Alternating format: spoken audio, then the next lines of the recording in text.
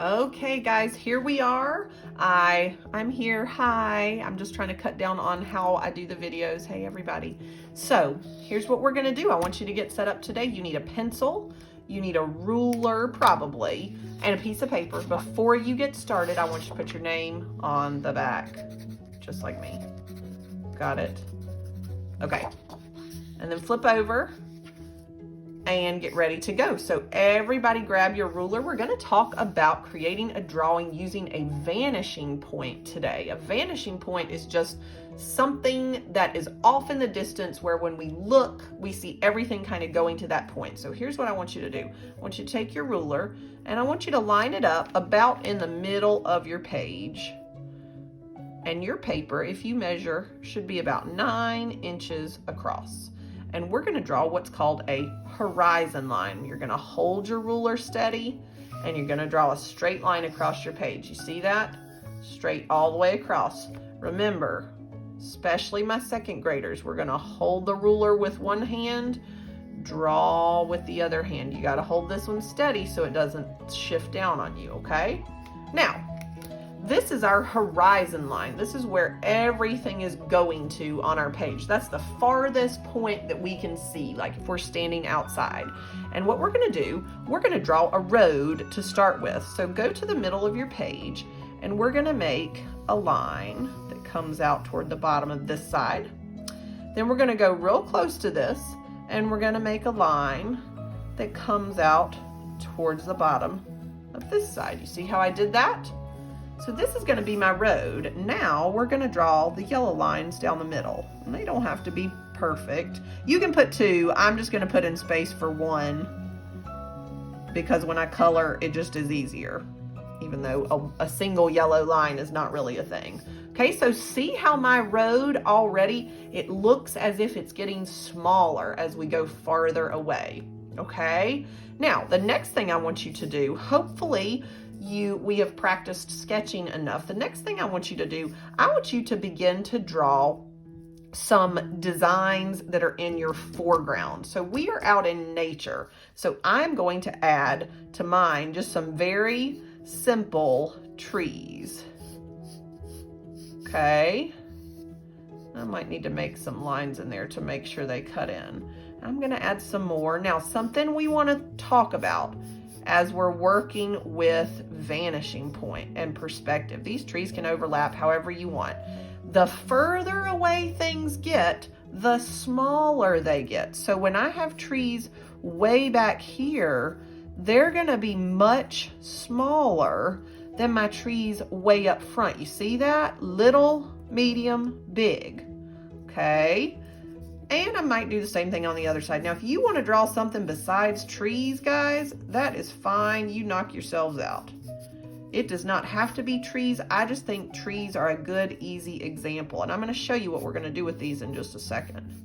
So keep your lines pretty simple because we're going to do some Sharpie tracing. I know, our favorite skill. We're going to do that in a minute. So I'm going to put in a little tree back here.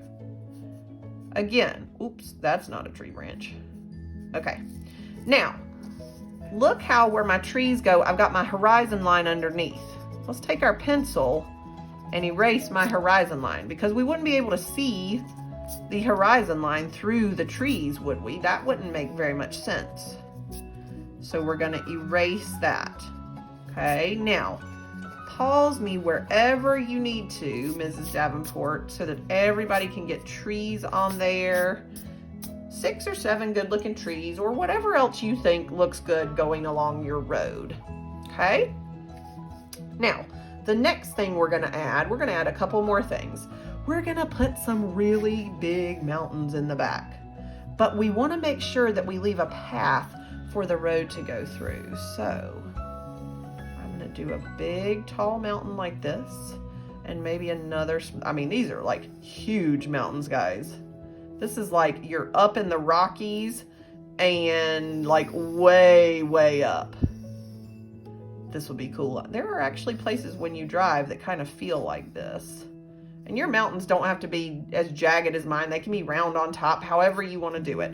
I do think I'm going to put some snow on the top of mine because if we're way up high in the mountains, this will just be an interesting part to color. I don't know, that one has 2 snows, whatever. However you want it to look is totally good. Okay, so see my big mountains in the background? Okay, and look how it makes it look like we're going back through, kind of passing through the mountains, okay? Last thing, I want you to add some type of sky. I'm gonna add some fun, like fluffy, flat clouds. I think these are fun because they have kind of a flat bottom. You do not have to draw your clouds just like mine. However you think they look nice is just fine with me. They do not have to look like mine, but I'll put those in the sky, okay? So here is what our sketch looks like, okay?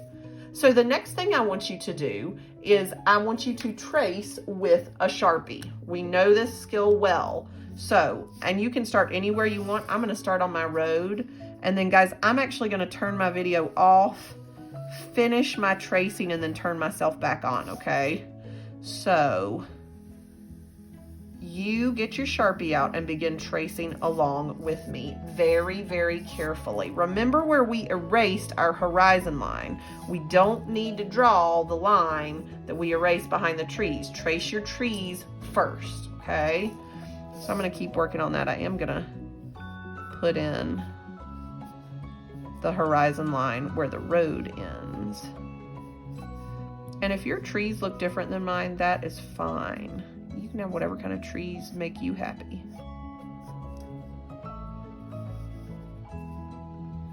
See how I made my horizon line stop when it got to my trees? It's not gonna go back behind there because that would look funny. Okay, so we're gonna trace. And careful with your trees because the ones in front need to overlap. See how careful I was with that? And I'm gonna go back and trace the rest of this one, but it's kind of sitting behind this one. And I'm actually not gonna trace that line because it made it look too small.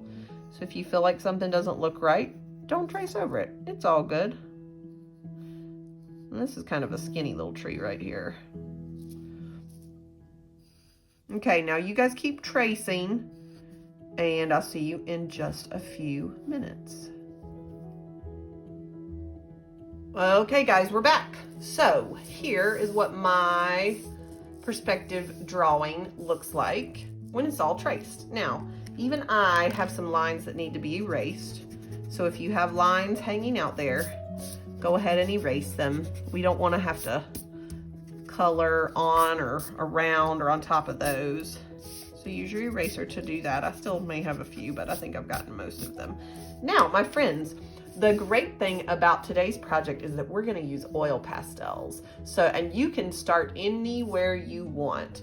I think because I like purple so much, I'm going to start with my mountains. And I'm going to take my oil pastels. The cool thing we know about oil pastels is you can blend them together. You can use more than one color on top of one another.